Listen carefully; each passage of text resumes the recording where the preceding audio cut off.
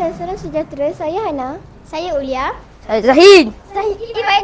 Saya Aisyah. Saya Tafia.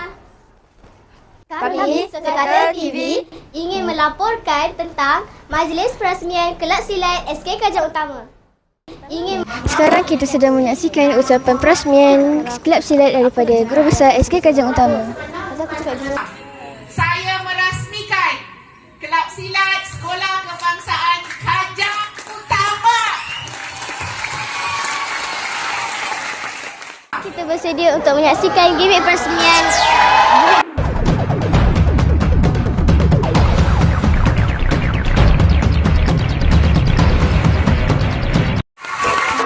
Korang, dekat belakang ni kita ada nampak gimmick silat SK Kajang Utama.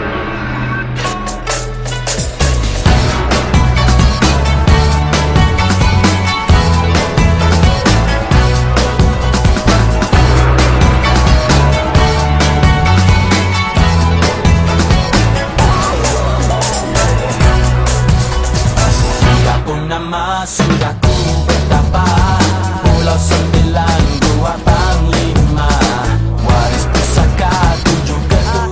Saya berminat sangat dengan nak masuk silat. Boleh cikgu bagi tahu macam mana nak masuk silat? Nak daftar kelab silat. Okey. Berminat nak masuk kelas silat? Okey, cara dia mudah sahaja.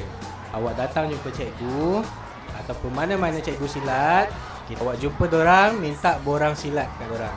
Okey, lepas tu awak isi borang silat tu, kemudian awak hantar balik kat cikgu dan awak dah boleh start untuk join latihan sekali. Awak jumpa dorang. Silat, apakah kebaikan yang kita boleh dapat? Okey, kebaikan yang kita boleh dapat kalau masuk kelab silat, yang pertama, silat bantu kita untuk bina disiplin dalam diri. Dia akan ajar kita macam mana untuk komitmen pada satu-satu kerja. Kemudian dia akan bantu juga untuk kemenjadian murid, sama ada dari aspek disiplin, akademik, sahsiah, emosi, itu semua bantu. Okey? Okey, baik. Terima kasih. Hai. Hari ini kita bersama ahli silat SK Kajang Utama. Jom kita interview diorang. Kau nak interview sikit boleh? Korang-korang, hebatlah persembahan korang tadi. Terima kasih. Berapa lama korang berlatih? Dah 2 hari kita persembahan, hebatnya. Terima kasih. Okey, apa perasaan awak untuk persembahan yang awak buat tadi? Awal-awal saya rasa nervous. Lepas tu bila buat persembahan tu rasa macam banggalah dapat jadi pesilat yang terbaik. Okey, terima kasih.